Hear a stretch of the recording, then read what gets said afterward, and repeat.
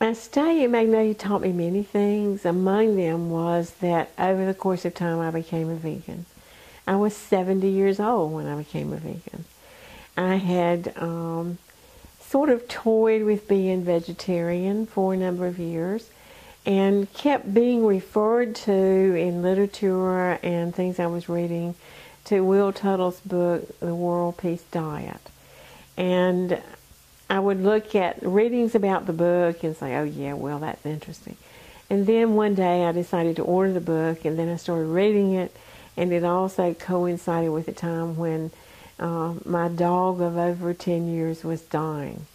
And I looked at this dog and realized the emotion, the feelings, the attachment, the faithfulness, all the sentientness of her being, and realized that when I finished reading that book, I would not eat meat again. It was a long story for me to get there because I loved meat. I grew up with my dad growing both beef and pork and chickens, and we had our own meat.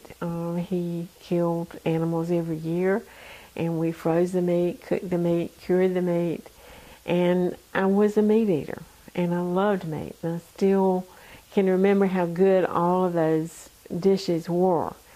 I also knew from being there the conditions under which animals live in a factory farm.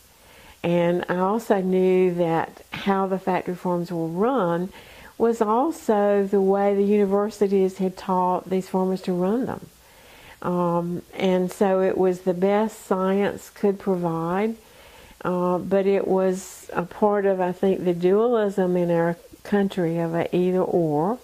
And there was a real lost consciousness and a disconnect between what we eat and what's on our plate and the life that is taken for us to do that when we can eat a plant-based diet and get firsthand the protein rather than secondhand through the animals.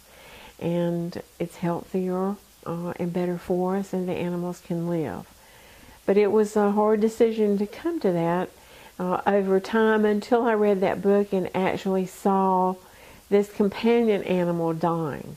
And when I realized from Jane Goodall that, for example, hogs have higher intelligence than dogs, it seemed like the thing that would make sense for me to do with my life. It was an ethical decision, and nothing I've ever done has been easier. And I feel like that I have learned and grown so much since I made that decision, and I'm pleased that I did it.